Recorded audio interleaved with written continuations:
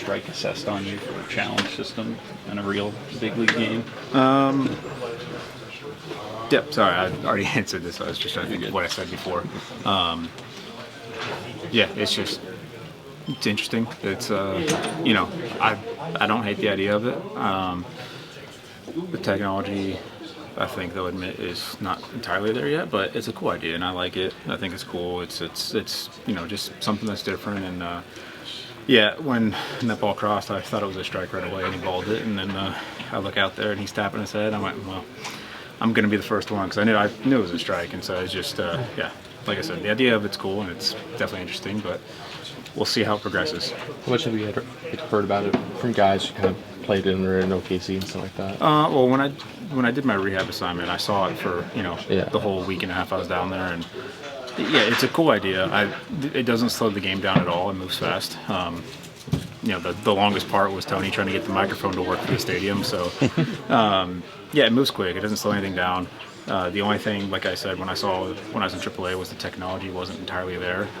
You know, there'd be certain pitches that you would see, and you'd look up on the board, and they would have it in a completely different spot. And obviously, when you're in the dugout or on the field, you can't tell exactly where that pitch is at, but you can see, you know, you can see height-wise usually. In the field, you can see where the catcher sets up, and it wouldn't be anywhere where, and even the catcher would come back and be like, yeah, that's not where that ball was. So the technology isn't 100% there, but the idea of it's really cool. It's progressing. I think they've got a good idea with it, but we'll see how they go along with it. David said that you were the only person not allowed to challenge on the team. Yeah, man, what's going on with that? Freddie called me out of the meeting, said you can't. Said you're banned from using challenges. I don't know why. I mean, I guess it's because everyone just knows I have a good idea of the strike zone, and there's. I don't know, but of course it's me that gets the first one after all those guys are joking about it. And it just go fitting. Yeah, when I came back up, Freddie was waiting for me, just laughing right in my face. So it's go figure. In that rehab stint, did you challenge at any point?